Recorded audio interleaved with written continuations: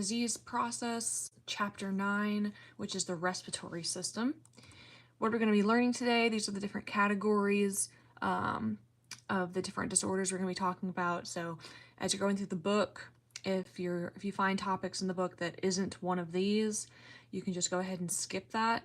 Just focus on reading about the disorders that are listed here on this slide. And we'll be going in order.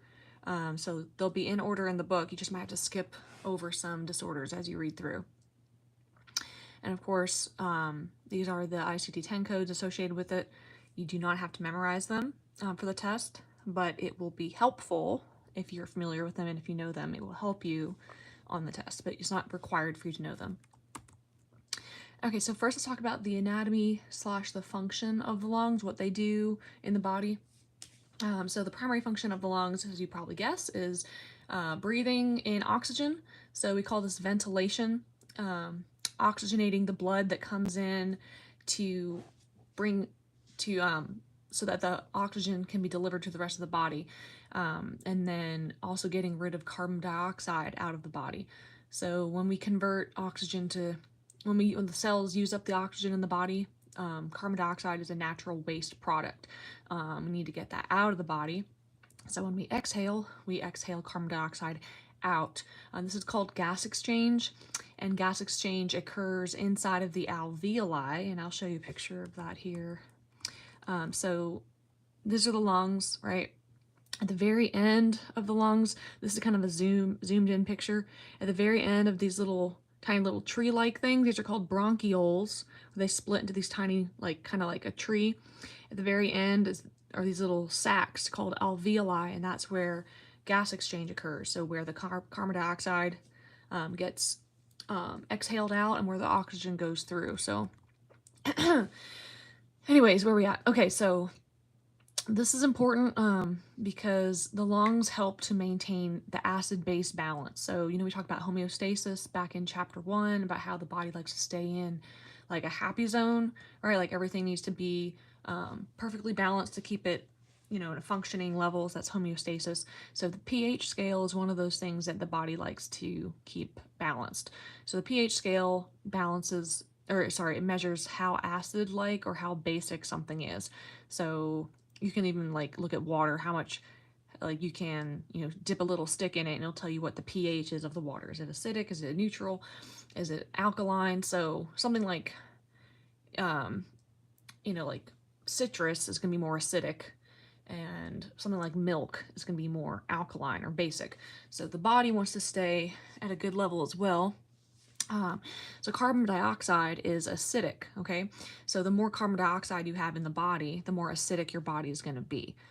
And there's a certain amount, and you guys don't need to worry about that because that's more advanced, but there's a special amount of carbon dioxide the body needs to maintain to keep the acid-base balances level at a place that it wants to be. So too much carbon dioxide in the body is called hypercapnia, hyper meaning too much, and capnia referring to carbon dioxide. Too little carbon dioxide is called hypocapnia, hypo meaning not enough. So if you have too much carbon dioxide, staying inside your lungs, staying in your body, it's called respiratory acidosis. Acidosis because it's making your body more acidic with too much carbon dioxide. Too little carbon dioxide is called hypocapnia, which results in respiratory alkalosis. Alkalosis meaning that it's more alkaline or more basic. And how you can measure this is something called a blood gas, arterial blood gas. What you do is you take a blood sample. You usually go to the doctor and they take a little blood sample. They take the blood from a vein. With an arterial blood gas, you actually take the blood from an artery, and this is a very specialized procedure. You have to be very careful because obviously if you puncture an artery, you risk of bleeding out, right? So this is a very specialized procedure done in the hospital. They'll take some arterial blood from an artery instead of a vein, and then measure how much oxygen and how much carbon dioxide is in it. Okay, so if there's too much carbon dioxide in that blood sample, they'll know that you've got hypercapnia, right? So a lot of the different lung disorders we'll talk about kind of inhibit the lungs from getting rid of carbon dioxide and cause carbon dioxide to build up in the lungs, or other disorders prevent the lungs from bringing in enough oxygen.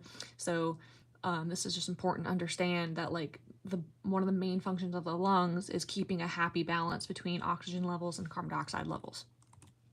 So let's look at the structures of the lungs. So here's a picture of the diaphragm. So this yellow thing is the diaphragm. It's what allows you to breathe in and out. So you'll see the diaphragm's pointing down. When the diaphragm pulls downward, it allows the lungs to expand and open, this way allowing air to come in. And when the diaphragm pushes up, it like pushes up on the lungs and squeezes them shut so that air goes out. So this is just showing like how it works. So when the diaphragm goes down, the lungs open and air can come in. When the diaphragm pushes up, it squishes the lungs closed and air gets pushed out. And when you breathe in oxygen. When you breathe out, you push out the carbon dioxide. This is a little diagram of the structures, right? So we have the trachea. This is what, when you breathe in, the air goes down. It's not the same thing as the esophagus, right? The esophagus is the throat that you swallow food down into the stomach. So it's important not to get those two confused. Esophagus goes from the mouth to the stomach. The trachea goes from the mouth to the lungs. So sometimes when something goes down the wrong pipe, right? When you drinking water and you start spluttering and coughing, is sometimes water or food could get down into the trachea instead of down to the lungs. Instead of down into the stomach, which is bad. And that's called aspiration. Aspiration is when you accidentally breathe down food or water or something else into the lungs on accident instead of into the stomach. So yeah, this is the trachea. Then it splits into there's two bronchi. So one is called a bronchus and two is called a bronchi, kind of like cactus and cacti. So these two split into, each one is a bronchi, and then each bronchi splits into all these little bronchioles. Okay, so like all these little tree roots sort of thing. These are bronchioles, and at the end of the bronchioles are the alveoli, which are these little sac things. I think there should be a better picture. Yeah. So if you zoom in, like this is the alveoli, right there. If you zoom in on one, this is what it looks like. So that little bulb sac, this is where the gas exchange occurs. Okay, so you've got these capillaries here. The blue means it's got carbon dioxide in it and no oxygen. The red means it's got oxygen in it and it's gotten rid of its carbon dioxide.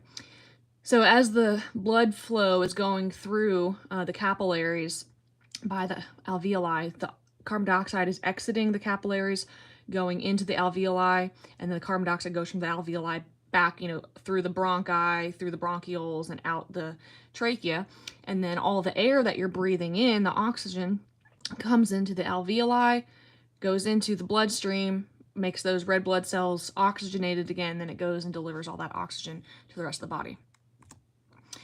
All right, so the first disorder we're going to talk about is the common cold, or just your generic upper respiratory infection. Okay, an upper respiratory infection is an acute inflammatory response. So acute meaning that it's happened suddenly. It's it's an illness that comes on quickly, versus chronic. Chronic is like you've been, you have this condition for a very long time. Usually something like the cold is going to be acute, meaning it has a fast onset, but then it also goes away quickly.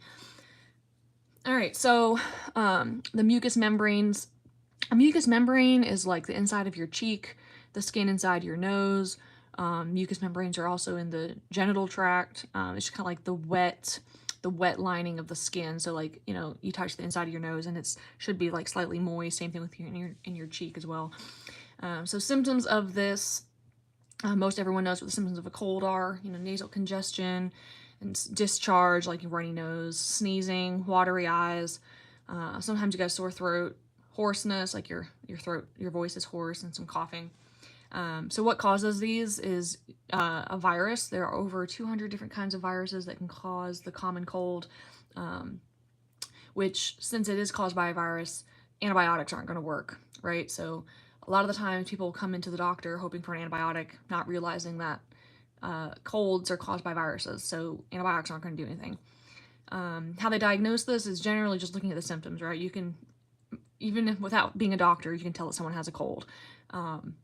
If you want to, though, they can also do a sputum or nasal discharge culture. So they can take a swab at the back of your throat. That's the sputum. It's like the spit.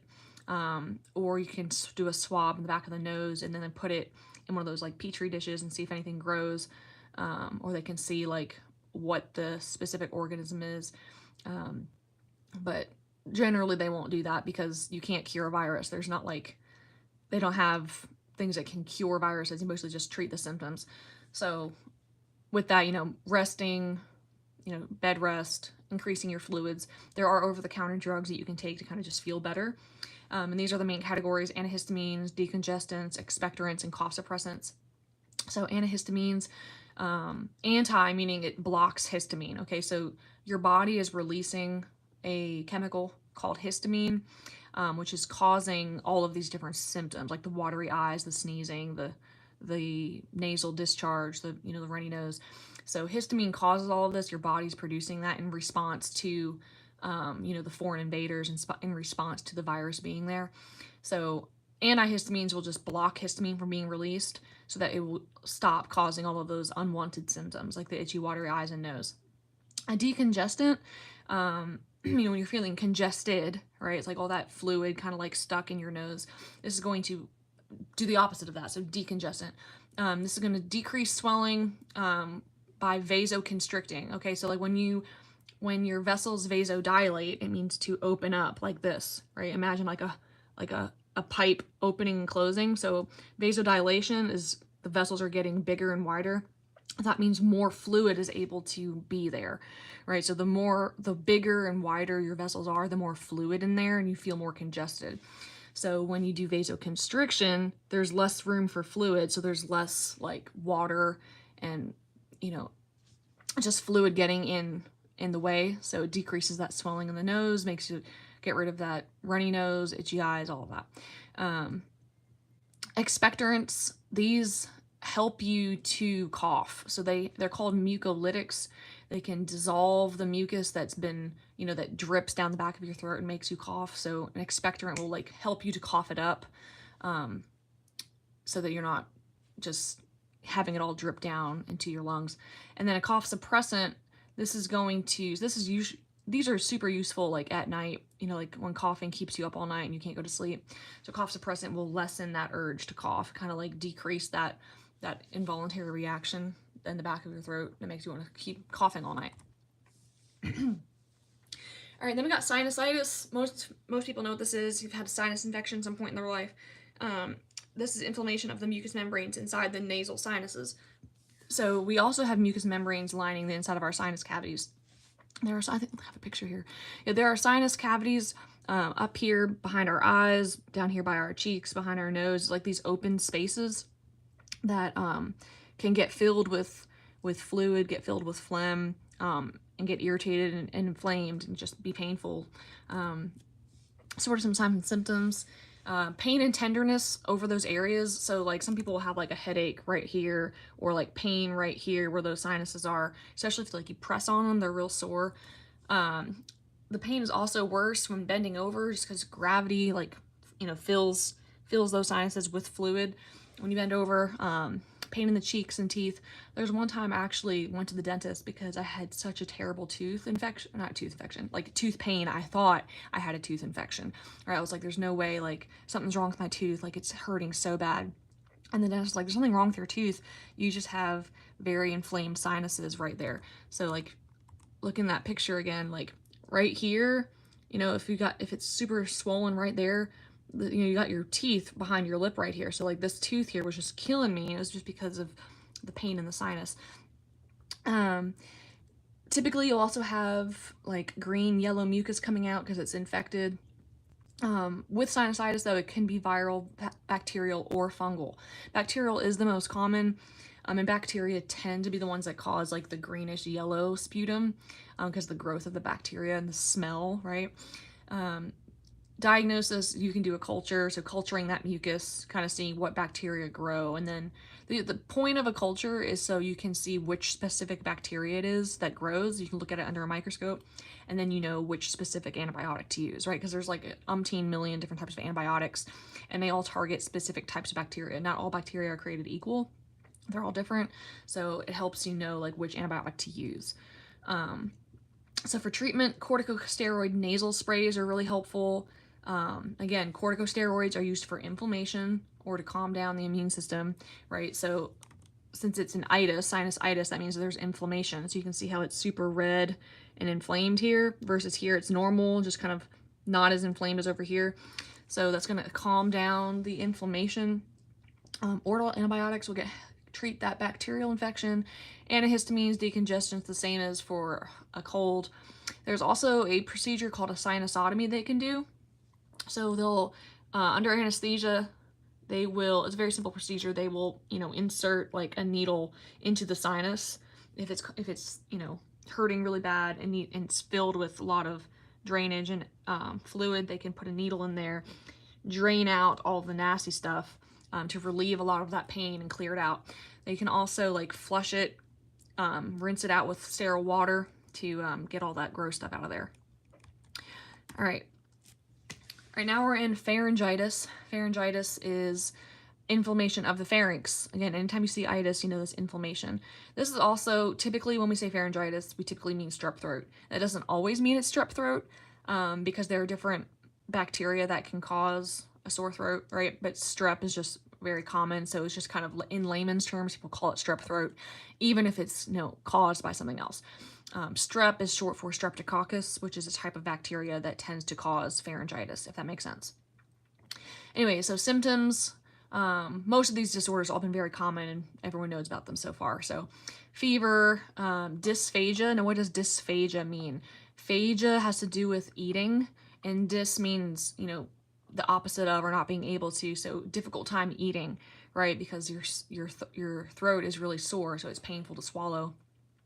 Lymphadenopathy, what does that mean? That's when your lymph nodes get really swollen. Usually the ones right under your chin, like in your neck, those tend to be the ones that get really swollen with strep throat. If you look in the back of the throat, the doctor says, open your mouth, say ah. It's really red, swollen. You might also have what's called tonsillar exudate.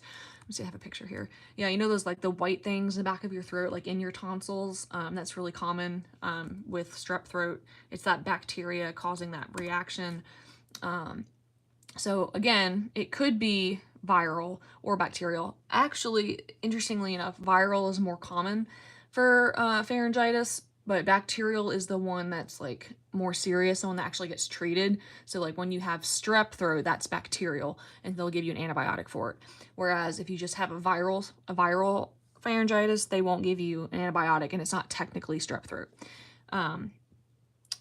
The pharyngitis can also happen just a result of another illness that in the body that just spreads and goes to the throat, right? So like when you have pretty much an infection anywhere in the body, it can get into the bloodstream and travel, right? So remember when we talked about in the cardiovascular section, we talked about myocarditis, endocarditis, and pericarditis, how like those are usually originate from an infection somewhere else in the body, gets into the bloodstream, and then gets lodged in the heart. Kind of the same thing. How do we diagnose this? Is generally the signs and symptoms. You pretty much like, oh, my throat really hurts. I've got swollen lymph nodes. It's hard to speak and hard to swallow. You pretty much know that you have pharyngitis. And then remember from when we talked about the circulatory system, we talked about rheumatic fever, how rheumatic fever happens generally a week or so after someone gets diagnosed with strep throat. So this one actually has to be caused by strep, the bacteria, not just a viral pharyngitis. Because remember, what happens when the body gets strep is that they make antibodies against that bacteria. And then when someone gets rheumatic fever, for some reason, those antibodies start attacking the body as well, not just the strep bacteria, but they're also like, we're going to attack our own self, and they start attacking the joints. Remember? So it's like the rheumatic fever, like the rheumatoid arthritis. So they start attacking the joints. So this person will have just had strep like maybe a week or so ago, and then all of a sudden now like all of their joints are inflamed and hurting, right? So that's rheumatic fever, which is why it's important to treat pharyngitis if it is caused by streptococcus bacteria to avoid developing later rheumatic fever. We saw that already. All right, so now we're going to talk about laryngeal cancer.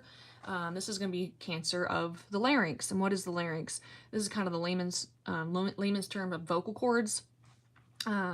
Symptoms of this is hoarseness of the voice that gets worse. Like everyone has like, they feel like they've lost their voice sometimes, or they yell too much, or they go to sporting event or party and there's a lot of screaming or whatever.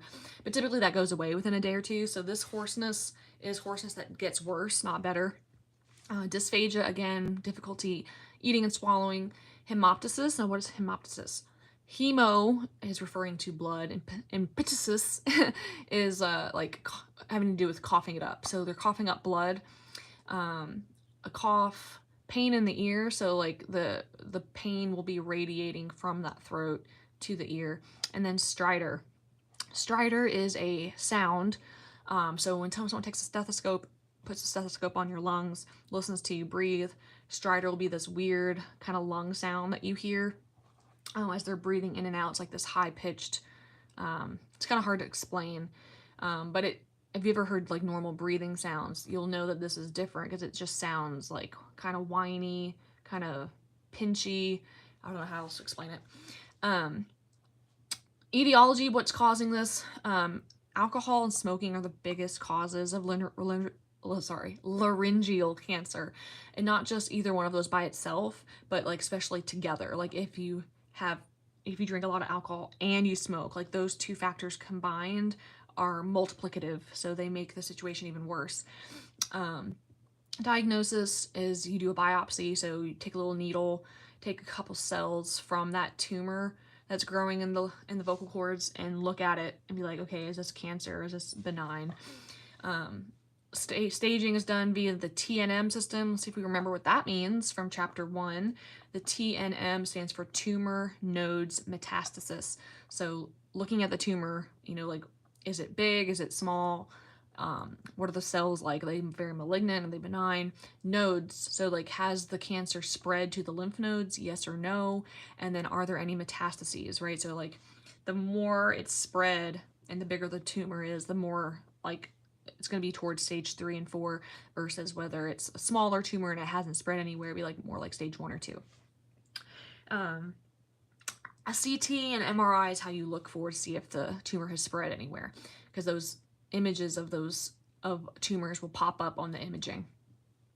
For treatment, there are a couple options. There's radiation, a laryngectomy. Ectomy always means the removal of, so removing of the vocal cords. Well, obviously, if you do that, then they can no longer speak, right? So they'll lose their voice completely, not be able to talk. And we'll need some kind of speech therapy to help figure out how to swallow, because speech and swallowing they go hand in hand. So if this person needs to learn how to swallow again, so they're not aspirating, remember, accidentally swallowing food or beverage into the lungs instead of into the stomach. Most patients will try to go the radiation route first so that they don't have to jump straight to a laryngectomy, because most people don't want to lose the ability to speak. So those are kind of the options. Here's a picture of what a laryngeal cancer can look like. So this is the throat, the vocal cords here. This is healthy, nothing going on, versus here you can see this little tumor there. So they can cut it out, or they can try and do radiation. All right, so now we're going to do pulmonary embolism. We've talked about CVA, which is stroke, right? We've also talked about MI, which is heart attack. And all of those can be caused from an embolism or a clot, right? So a pulmonary embolism is a clot that goes to the lungs. Stroke is a clot that goes to the brain. Heart attack is a clot that goes to the heart, right? So pulmonary embolism occurs when a blood clot or other material, doesn't have to be blood, it can be little bits of fat that broke off from like atherosclerosis, the plaque buildup in the arteries. It could be clumps of bacteria. It could be air bubble from someone injecting air into your IV instead of fluids. Anyways, something is clogging the artery and blocking it off.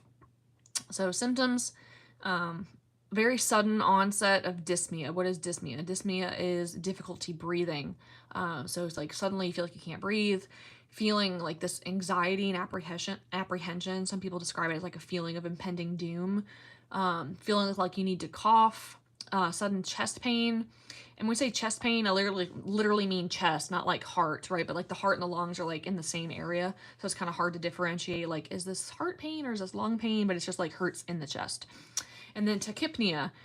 we should recognize the tachy bit there, because tachycardia means elevated heart rate. So tachypnea means elevated respiratory rate. And notice again that root PNEA, this is referring to breathing, like pneumonia, right? It starts with that PNEA, so that has to do with the lungs. All right, what's causing this? Emboli, like I said before, can be composed of thrombi, like blood clot, air or fat globules, bits of tissue, bacterial clumps, lodges in some of the arteries. What are some risk factors for this? Who is more likely to have a pulmonary embolism? Well, people that are having long-term immobility, so like let's say an older person fell, broke their hip, and now they're in the bed and they can't walk around and move and get exercise. Very high risk for pulmonary embolism, just because those, you're just staying still. We've talked about before, like the difference between water in a flowing river versus water in a stagnant swamp. Like in a stagnant swamp, nasty like film develops on the top, like this clumps of stagnant water, versus like rushing water, you don't have any of that build up on the surface of the water. So same kind of thing with the blood. Like if the blood isn't flowing and rushing, like when you're exercising and walking around, like it can get stale and stagnant and clumpy and make clumps. So that's why immobility is a risk factor. Oral contraceptives as well, so the hormones and birth control are risk factors for developing clots for whatever reason. Those hormones tend to cause blood clots.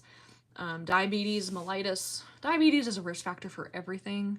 So if you're looking at a patient's chart who's got diabetes, they're pretty much at risk for everything else. Same thing with smoking. Smoking is pretty much a risk factor for everything as well.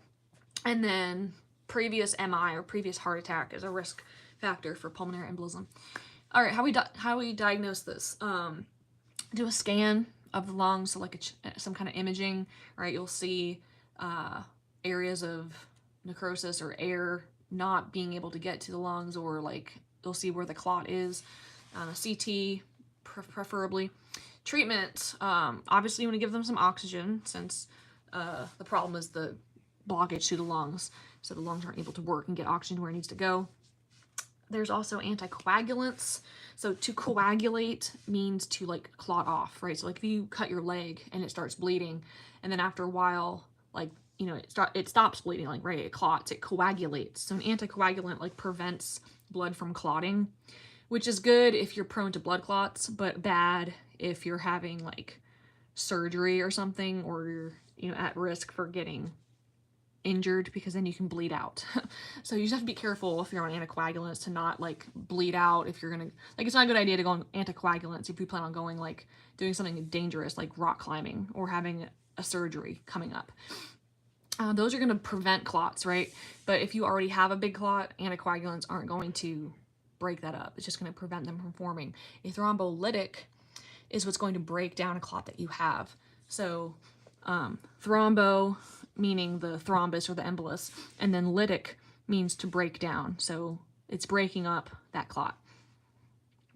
And if you remember from when we talked about circulatory system, the thrombolytic that they used in heart attack is called TPA. I forget what that stands for, honestly. Everyone just calls it TPA. But that's also useful for pulmonary embolism as well, because it does the same thing. All right, so here's a picture of what a pulmonary embolism looks like. So here's the blood vessels in the lung, and this is what it just looks like when one gets blocked off. So everything, past the clot is now going to be deprived of oxygen and blood flow. Oh, just to clarify, just like a stroke and heart attack, a pulmonary embolism is a serious medical emergency, right? That needs immediate treatment, or serious defects, damage, or even death can occur. All right, pneumonia. This is a infective, inflammatory process in the lungs. Bacteria or virus can cause this. Main symptoms of pneumonia is cough, fever, SOB. So SOB does not stand for what you think it does. SOB stands for shortness of breath, especially at rest. So like everyone can get a little short of breath when they're exercising, right? Like that's normal. But like if you're at rest, just sitting on the sofa, you shouldn't be short of breath. But with people with pneumonia, they are. That's because they got their lungs are full of all this gunky stuff, right? So like it's harder for them to breathe. Chills, that goes along with fever and chills. Diaphoresis, what is diaphoresis? Diaphoresis is sweating, so just kind of like sweating even at rest, right? It shouldn't be like, and the reason is because you're exerting yourself even while at rest because it's difficult to breathe, so you're having to work harder to breathe, which is causing that shortness of breath and diaphoresis.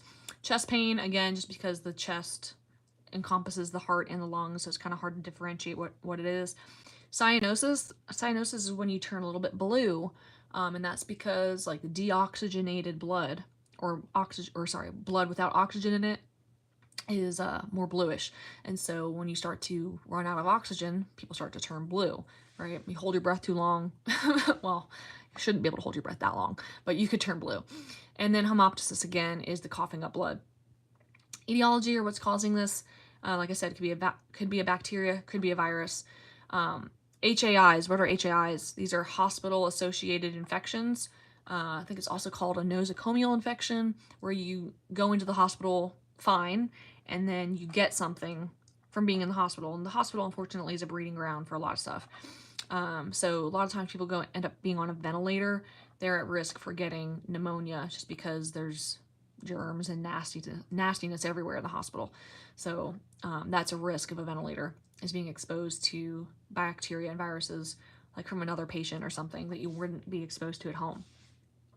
An exacerbation of a URI, so like if you have a really bad upper respiratory infection or cold that doesn't get better, that's the bacteria and viruses from that cold can travel down to the lungs and then now create a more serious infection in the lungs.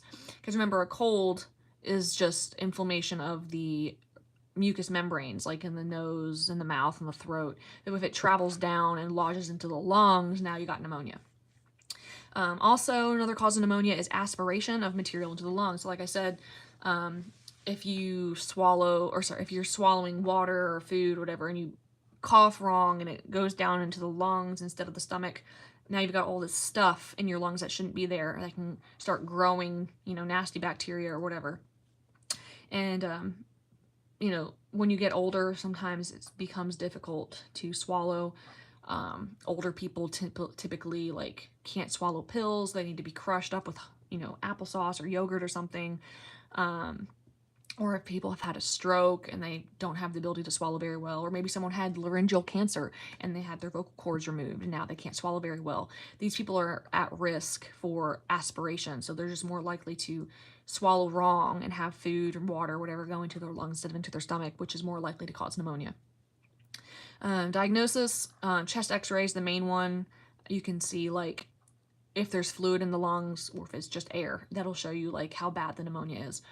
You also do a sputum culture, so again, like taking a swab of the spit, like the phlegmy spit in the back of your throat to see what grows, like what bacteria is causing this, which antibiotic should we use to treat this specific bacteria. And that's the treatment.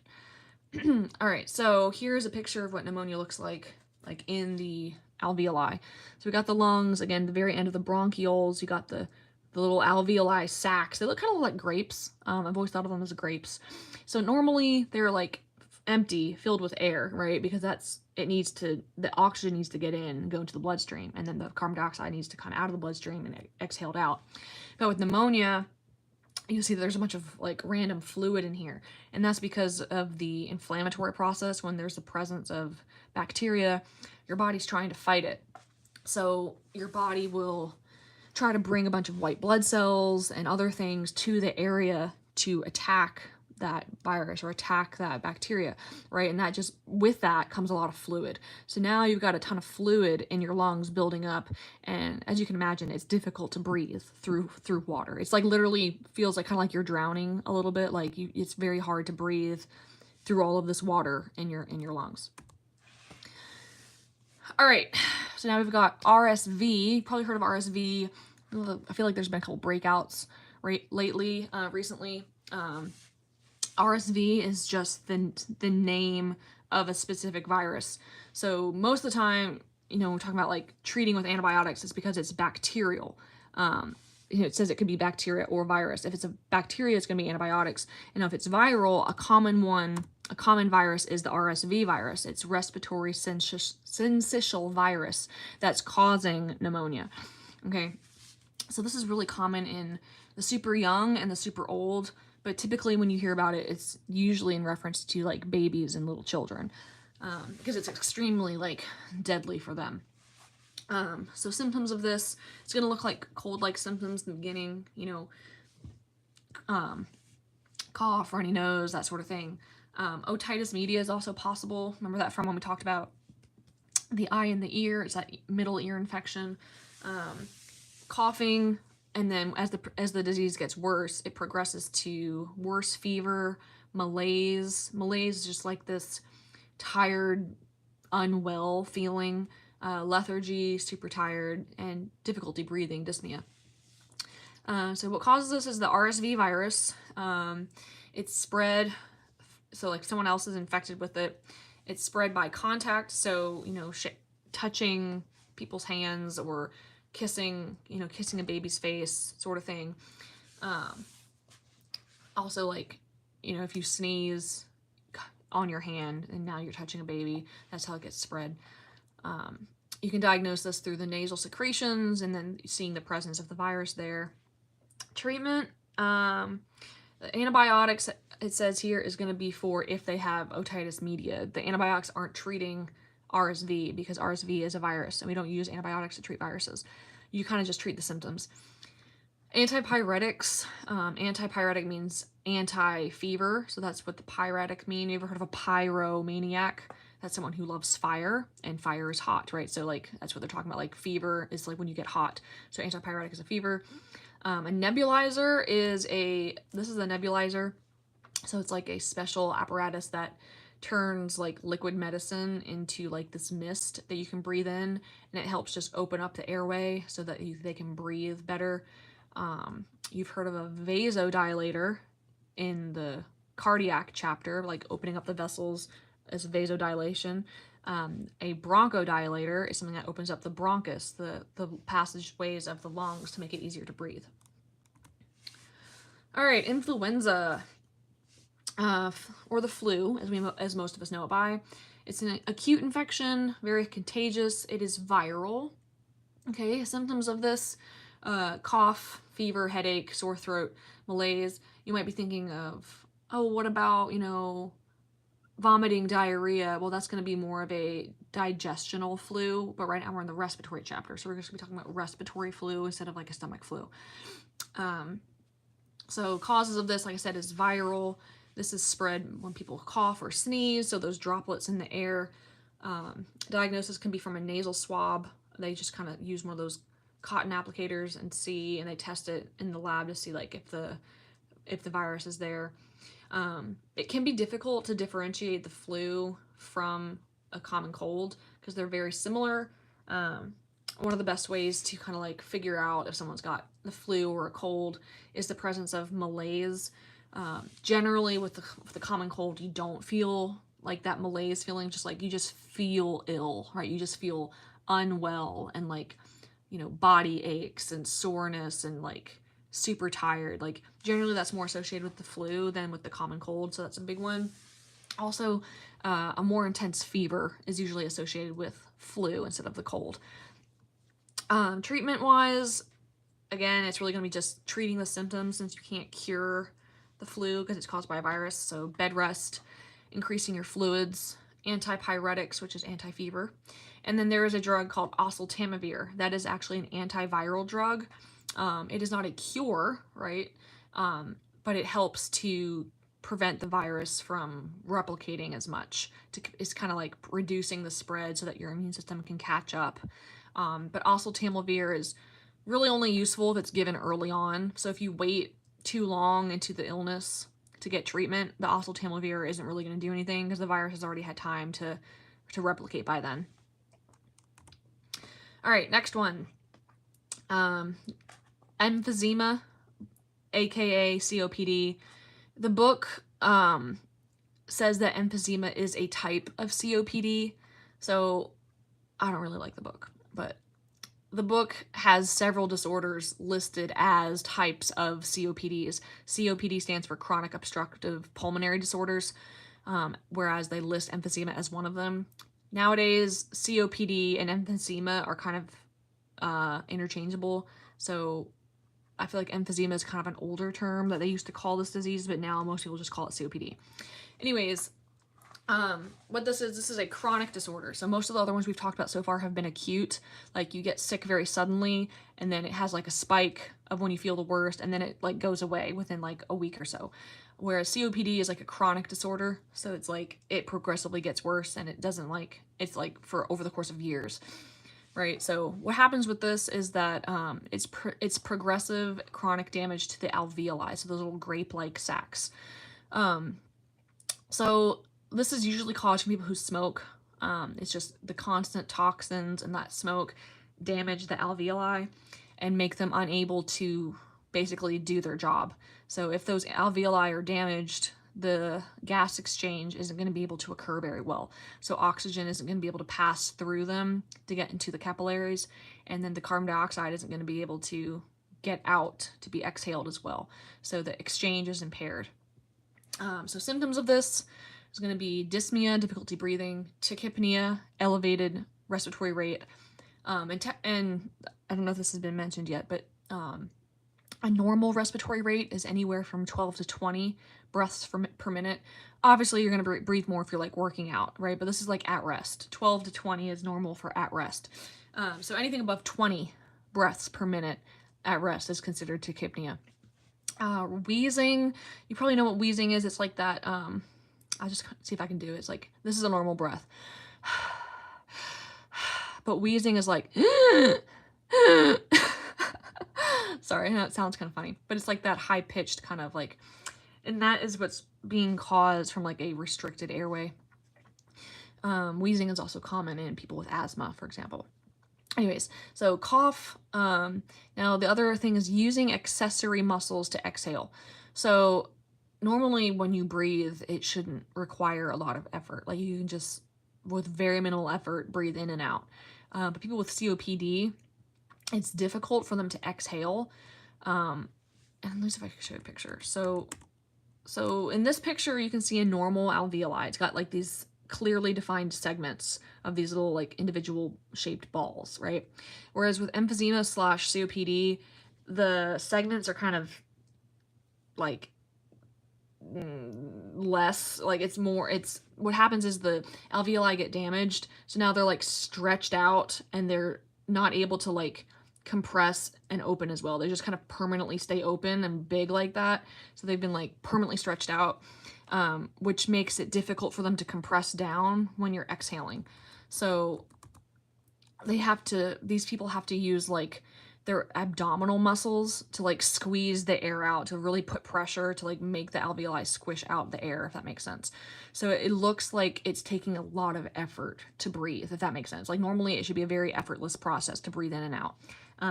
But with COPD, you'll see like their abs are like flexing and like they're like putting a lot of grunt work into exhaling to force that air out. And because the alveoli are so stretched out, like in this picture, right? They're like in a permanent state of like inflation. Your whole chest tends to get bigger, right? So like your lungs expand usually and expand and contract, right? But if you breathe in as deep as you can and hold it, like your chest is going to be wider than like when you've exhaled everything, right? So normally, this is what a person's chest would look like. Someone with COPD or emphysema, they have what's called a barrel chest because like their alveoli are permanently like in an inhaled state. So like even at rest all the time, someone's chest is going to look like this because it's as if their lungs are like permanently inflated. Here's a picture that I found. This is Elon Musk, and like I don't know or if he has COPD or not, but like if he doesn't, he has like the typical like image of what a COPD barrel chest is. He's got like that, you can see like his chest is super puffed out and extended, and it's not muscle, like he's not like a big buff guy. So I don't know, like I said, I don't know his medical history, and I've never heard anyone say that he has COPD, but like he definitely has the textbook image of a barrel chest. Anyways, pursed lip breathing, where are we at? So accessory muscles, barrel chest, pursed lip breathing. So, normally you can exhale through your nose, inhale through your nose. With COPD, they tend to have to purse their lips as they breathe to help, like, I don't know, for some reason it helps them exhale better. So like you can try it right now, like breathe with your mouth normal and then purse your lips together. That's what it sounds like when your lips are pursed. It like helps put more pressure behind breathing out. Then there's also this interesting phenomenon called clubbing that happens to the fingers, and I don't remember, or I don't really know what the reason was behind why this happens. I feel like I probably learned. Are we still going? Okay, we're still going. Sorry, I thought my video stopped. Yeah, so clubbing of the fingers is an interesting thing that happens in people with COPD. Not really sure exactly why, but this is what clubbing of the fingers looks like. So you can see like the ends of the fingers, like the nail, like they get bigger and wider. Like this is a normal finger, but like people with COPD, like their fingers get really round at the bottom. I don't know if you can super tell in this picture or not, but it's very obvious when you see someone's hands. Like they look like little knobs at the end of the fingers. So this is called clubbing, and again, it's a very specific symptom that you don't see in anything else besides COPD/emphysema. Okay, so yeah, sorry, that was a lot, but COPD is very interesting. Yeah, like I said, this happens as a result of damage to the alveoli. This is usually related to smoking. It doesn't always have to be related to smoking, but it usually is. So people that are like constantly exposed to harmful chemicals, like maybe factory workers or something, or back in the day, or they used to like have asbestos in the house. They don't really do that now, thankfully, because we've learned that's harmful. But those can be a cause of emphysema. But smoking is usually the main one. So how do we diagnose this? Okay, so there are things called pulmonary function tests, which basically measure like how much you're able to breathe in, how much, like they're measuring the physical amount of air, right, that's moving in and out of your lungs compared to like normal averages of a healthy person. Okay, so like if you stop right now and like take a deep breath and breathe in as much as you can, like a certain amount of air just moved into your lungs, right? So they'll hook you up to this like machine that you like breathe. They'll plug your nose. You can't use your nose. It's measuring the amount of air that passes through the machine into your lungs, to see like how much that is, and then they'll measure how much you breathe out. Basically, there's different points of your inhale and exhale period that they measure with this little graph to compare to like a normal person. And obviously, people's numbers are going to be different because like someone who is a marathon runner is going to have better lung capacity than like someone who is not an athlete by any means, right? So there's variations, but someone with COPD is obviously going to be like on the bad end of the spectrum, where they're not able to hold very much in their lungs, not able to move very much out, if that makes sense. Other diagnosis is like measuring of the chest diameter. So the chest diameter is going to be super increased, like you talk about from the barrel chest. So if you got like a little tape measure around someone's chest, you would see that like it's a lot bigger than maybe what it used to be for them like a couple years ago, or just compared to the average. Then there's also the arterial blood gases. I talked about this a little bit in the very beginning with the the anatomy or function of the lungs. So they'll take a blood sample from an artery and then look at the levels of carbon dioxide and oxygen. And with someone with COPD, they're going to have increased levels of carbon dioxide, because the carbon dioxide is just going to have a very hard time getting out. Remember, because they're having a hard time exhaling, right? And exhaling is how we get rid of the carbon dioxide. Remember, they have to use accessory muscles to exhale. Their alveoli are like constantly stretched out in a state of like inhalation, so it's very hard to get that air out. So they kind of have like a chronic state of increased carbon dioxide all of the time, which, remember that carbon dioxide is acidic, right? So that's going to keep their body in a state of acidosis like all the time, which is not good. Yeah, so that's another diagnosis is the arterial blood gases. Treatment for this, stop smoking. The lungs actually are pretty good at healing themselves, so like smoking causes a lot of problems, but if you stop smoking, your risk for stuff actually tremendously goes down. So like going back to like the idea of cancer, everyone knows smoking causes cancer, but even if you've smoked a ton and then you stop, like your risk for cancer plummets, right? So stopping smoking at any point is always a good idea. Also, inhaled corticosteroids can help reduce some of the inflammation, just make it easier for these people to breathe. Inhalers can help with the bronchodilation, just helping to open up the bronchus, just making it easier to get the air in there. Oxygen, a lot of people with COPD are on supplemental oxygen, but yeah, it's kind of a sucky disease to have. So that's the clubbing, the barrel chest, alveoli. All right. So now we're in pleuritis. Again, it's going to be the inflammation of something, itis. This is going to be the inflammation of the membrane surrounding the lung. So remember we talked about pericarditis and myocarditis and endocarditis. Pericarditis was inflammation of the membrane surrounding the heart, right? And meningitis was inflammation of the membrane surrounding the brain. Okay, so pleuritis is inflammation of the membrane surrounding the lung. Pretty much everything has a membrane surrounding it to help keep it lubricated and protected. So symptoms of this, they're going to have very sharp needle-like pain, like in the chest, obviously, and it's going to be worse when breathing in specifically or coughing. So that makes sense. Like when you breathe in, your lungs have to expand, and if something is swollen and inflamed, breathing in and putting more pressure on it's going to hurt. Or when you cough, that's a very kind of like forceful, violent act. It's going to make the lungs hurt. Since it is an infection, going to be fever and chills.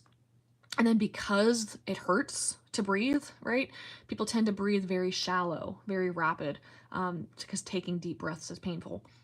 Cause of this, just like with pericarditis, is that is going to be infection from another part of the body that kind of just travels to the lungs and then gets stuck there. How we diagnose this, mostly based off the signs and symptoms. So like you look at the person's like, oh, okay, they having these symptoms here, shallow breaths because it hurts to breathe, hurts worse when they cough, they also have a fever. When you listen to their lungs with the stethoscope, that's what auscultation is like listening. You'll hear something called a pleural rub. So the rub is actually the sound of like the inflamed membrane, like rubbing against itself, rubbing against the tissue of the lungs. So it's kind of like, I mean, this isn't going to make much of a sound, but like it's inflamed. So it's like the sound of the two things rubbing, going as they rub together. Kind of like, I don't know if anyone rides horses, but the sound of like the saddle kind of rubbing and creaking against the back of a horse is kind of similar to what a pleural rub sounds like. Treatment wise, if it's bacterial, obviously antibiotics. Pain meds are also helpful to make it stop hurting so that you can breathe, because breathing deeply is really important. If you're not able to breathe deeply and stretch those lungs out, you are likely to get pneumonia. Not being able to breathe deeply or being in bed and not exercising those lungs is a risk factor for pneumonia. So you don't want these people to end up getting pneumonia because they can't take deep breaths. All right, next one is a pneumothorax. So pneumo having to do with air. So this is a collapsed lung, and you'll see in the picture, this is the left side is a normal lung. The right side is also the lung, but you can see like the blue spot surrounding it is like where the lung is supposed to be, but it's kind of like shriveled up and like collapsed a little bit. Think of it like a balloon. So the lungs are kind of like a balloon, like they can expand and contract. So like if you blow up a balloon full of air, it gets bigger, and when you let some of the air out, it gets smaller. So the lungs are kind of the same. So if some of the air is escaped, it can collapse like this. Here's another picture of it. So this is the normal lung. This is the lung that's collapsing a little bit, and then there's like all this extra air, all this little white dots are air that's escaped into like the sac. This is what they call the pleural space, because this is like the membrane surrounding it, right? So like the air is not in the lung where it's supposed to be, it's like outside of the lung, which is generally, you know, suboptimal. We want the air to be inside the lung instead of outside of the lung. Anyways, so symptoms of this, how do you know someone has this? Shortness of breath, SOB, very sharp chest pain, generally on the side that's collapsed, blood pressure that's just dropping, a very rapid and weak pulse, shallow and weak respirations. So obviously, if your lung is collapsed, you can't really breathe very deeply or strong. Cyanosis, again, is like turning blue, because now you only have one lung working great instead of two of them. And then this feeling anxious, you know, this feeling of anxiety or impending doom is common if like your oxygen supply is cut off. That's why it was like you felt the same way with pulmonary embolism. All right, so what causes this? What's going on? So a hole in the lung, basically, that makes it collapse, and this can either happen from internal or external, inside or outside. So happening from inside, like the issue is with the lung tissue itself. So for whatever reason, a bit of the lung is weakened. It could be from some kind of lung disease, or if there's a tumor that has kind of like eaten through the wall of the lung. I forgot to put this in here, but another cause is like if someone's on a ventilator and the ventilator settings are too high, it can blow too much air into the lungs and basically pop the lungs. So imagine like you blow up a balloon too much and it pops, right? So like, ow, right? That would super hurt. But that's one of the risks of ventilators, is that the settings can be wrong and can puncture or make a bit of the lung kind of rip open. So basically something happens to make the lung tissue tear a little bit, whether it's, you know, a disease or a tumor or a ventilator, and like the air starts coming out of the lung from where it needs to be. It's just like if you poked a hole with a needle in a balloon. Obviously it pops, but like imagine more like if well, whatever. Imagine it doesn't like pop, it just slowly like leaks out air. That's what's happening with the lungs. Now, that's from the inside. Now from the outside, if someone gets stabbed like through the ribs and it punctures the lung, obviously the same thing is going to happen. The air is going to come out of the lung. Or a GSW stands for gunshot wound. Very common, like someone gets shot in the chest and now you've got a hole in your lung and the air is coming out. Even a broken rib. So like someone gets, you know, in a car accident or in a fight and they get punched really hard or like crushed a little bit, like your ribs can break, and the broken rib itself can puncture the lung with the jagged edges of the bone and make the air start coming out of the lung.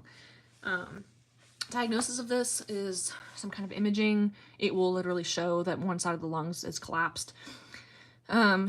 Treatment for this, give them oxygen to help make up for the fact that they're like losing it. If they have an external wound, like someone got stabbed, and you can see the wound, covering it, so like putting a airtight dressing over top of that wound. It's kind of like putting a band-aid on a balloon with a hole in it, kind of thing. Or like if anyone's ever had like a blow-up mattress that has a hole in it, you usually put like some duct tape on it to keep the air from escaping. It's kind of the same idea. All right, so showed you that picture, showed you that picture. All right, so there's another whole section in the book about a hemothorax, which wasn't necessary to read because it's essentially like the same thing. The difference is that pneumothorax means that the space is filled with air, hence pneumo, like pneumonia. Pneumo means air, so this space here is filled with air, versus a hemothorax, the space here is filled with blood. So that would be more likely if it was from like someone getting stabbed or shot, right? Like in addition to the lung collapsing from there being a hole, is that now there's all this blood as well that's like filling in the space, which makes it really hard for the lung to like reinflate because it's got all this fluid around it that's in the way now. So like first, before you can reinflate the lung, you have to get the blood out. So usually in the hospital, they'll like stick in a little tube, like little like I don't know, like a little straw, so to speak, like into the lung to help drain the fluid out, and then the lung can be reinflated. So the signs and symptoms are basically the same for hemothorax and pneumothorax. It's just that one has air in the space and the other has blood. All right. Oh, my throat is getting dry. It's okay. I think we're almost done, I hope. Tuberculosis. Tuberculosis is an infection of the lungs with the specific bacteria called a mycobacterium. The name of the bacteria is Mycobacterium tuberculosis. And that's what causes tuberculosis. So the symptoms of this, very kind of more intense symptoms, I guess, is a lot of fatigue. What else? Weight loss is a kind of interesting one. So like this will clue you in that you're having something else go on instead of like just a generic pneumonia or whatever. Weight loss is a big one. Intense fevers and night sweats. Night sweats are pretty much a very like textbook symptom of TB. Just like sweating in the middle of the night for no reason. And then a productive cough. What they mean by productive is that like when you cough, stuff comes out, right? So a productive cough means like you're coughing up like sputum or like that green stuff, right? Versus a dry cough is like nothing comes out when you cough. That's the difference between a productive cough and a non-productive cough. Etiology, so you inhale the bacteria from somewhere. This tuberculosis is spread in the air. It's airborne. So like if someone is breathing the same air as someone with tuberculosis, you're going to catch it, right? It's pretty contagious. And there's been, not recently, but there have been like outbreaks of it. It's one of the leading causes of respiratory death in the world. It's not super common in America, but it is like more common in other like underdeveloped countries. Risk factors for TB include things like if you have HIV. When we talked about this, when we talked about HIV in the immune chapter, how like your immune system is like already like really not doing well, right? So you're already at risk for getting things that normal people wouldn't. And TB is one of those infections that's kind of an opportunistic infection. So it takes advantage of the fact like when your immune system isn't doing well. So HIV, people with HIV are constantly in a state of depressed immune system. So TB is common with people with HIV. Malnutrition or someone with poor health, very crowded and unsanitary conditions. So like that's why this is more common in like poor cities where you have like a bunch of people living on top of each other and there's like kind of dirty and unsanitary conditions. Let's see, diagnosis. So there is this test called the MAN2 test, French word, MAN2. It's also called the PPD test. In normal everyday speech, it's generally called the TB skin test. I've never called it the MAN2 test, even though that's like technically what it's called. I've always just called it the TB skin test, and that's everyone else I've ever known has always called it the TB skin test. So basically, let me show you before we do the rest of it, let me show you what that is. So the TB skin test, or sorry, the MAN2 test is they'll inject this fluid in like sub-Q. So when we talk about different routes of drugs, it can be IM, intramuscular, IV, into the vein. Sub-Q is like they inject it like at like a 45-degree angle instead of like at a 90-degree angle for like an intramuscular injection. They're gonna like put it like just barely under the first layer of skin, and it creates what they call a bleb. So it looks like a little bubble under the skin, right there. It's called a bleb. And basically what this does is they want to see if your immune system reacts to it. Okay, so someone who has never had TB and has never been exposed to TB, doesn't have the disease, never had the disease, like they don't have any antibodies against tuberculosis, right? Because like antibodies get developed once you've been exposed to the disease. So if you've never had the disease, you don't have any antibodies. So what will happen is, well, nothing. Nothing will happen if you get this injected into you. Like they inject this into you and then they have you come back in, I think like between, what is it, 24 to 72 hours or 48 to 72 hours, something like that. And they check to see if there's a reaction. And a normal reaction is that there is no reaction. Like your skin will just look exactly the same. You can't even tell like where they injected the needle, right? Now, a person that does either A, does actively have TB, or B, has had TB at some point in the past, they will have antibodies against tuberculosis, right? Because their body has been exposed to the virus and it's like fighting it. So, this is what a reaction will look like. So it's like your immune system comes to that area and starts fighting it because they think like that's the infection all over again. Okay, so this is a positive result, meaning that either this person currently has tuberculosis or has had tuberculosis at some point in the past. Okay, so really all this tells you, this test, is it's whether or not someone has antibodies against tuberculosis. It doesn't really tell you if someone's currently sick with it. It just tells you that they have the antibodies against it. Okay, so that's why the other diagnosis options are X-ray or a sputum culture, because let's say I had tuberculosis like 10 years ago and I was really sick, got better, and now I'm fine, right? If they want to test me for tuberculosis to see if I currently, like let's say I go to the doctor and I'm like, man, I've been really tired, I have night sweats, and they're like, let's see if you have tuberculosis. They're not going to do the MAN2 test because I'm going to tell them like, hey, I've had tuberculosis 10 years ago. So that means I still have those antibodies in my body. So if they do the MAN2 test on me now, it's going to come back positive. And that doesn't really help because that doesn't tell them if I have it right now. So what they'll do instead is an X-ray or a sputum culture. The X-ray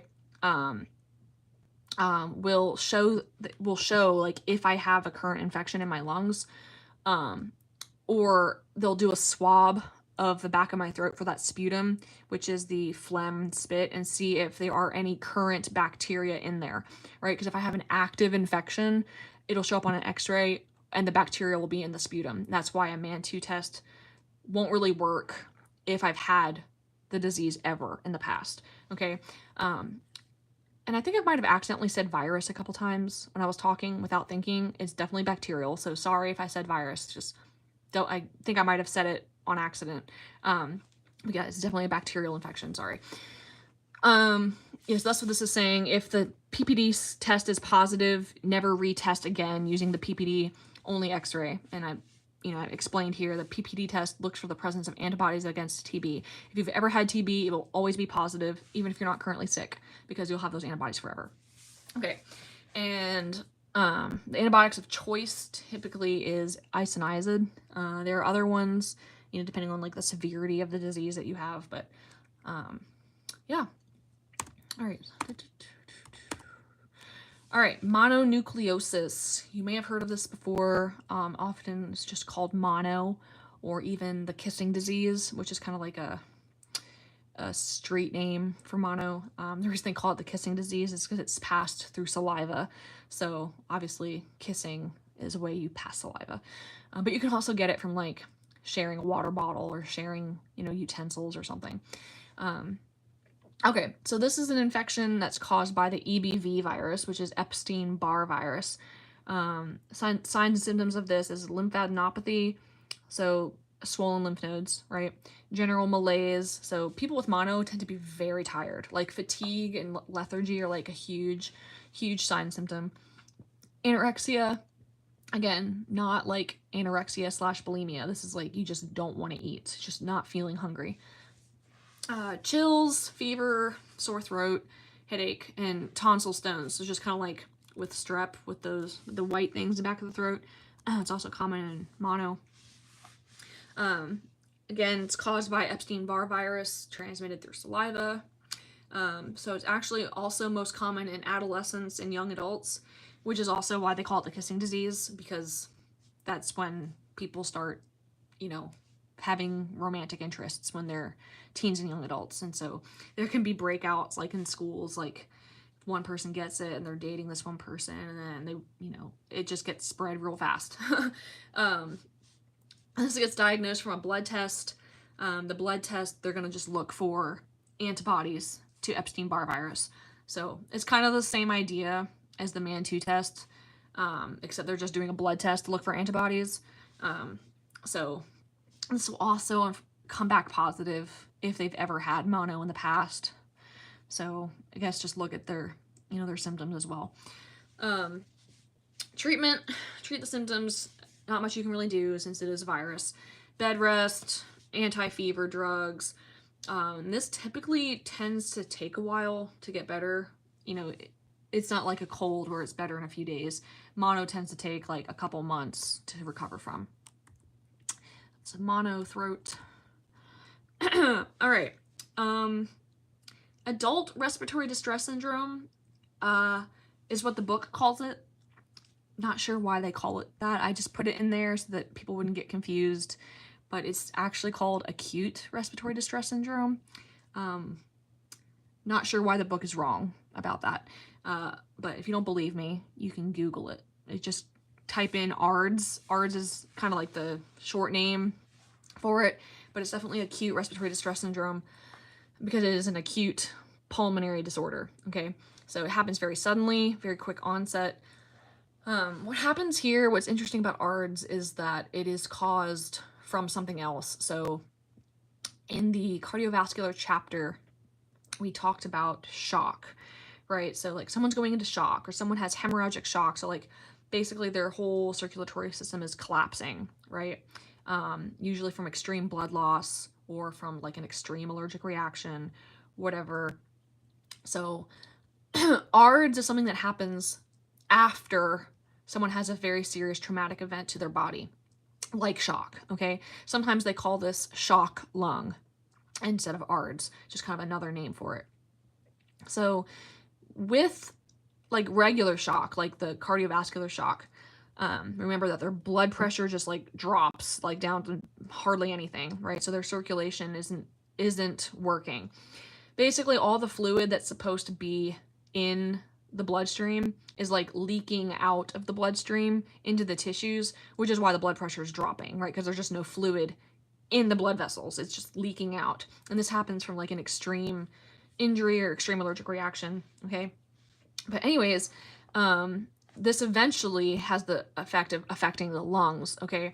So what happens here is that now after someone's had that traumatic event, the lungs start going into distress, okay? So a bunch of congestion happens in the lungs, like all the fluid that leaked out of the bloodstream, right, is now going into the lungs. Remember the alveoli, let's see if I can pull up.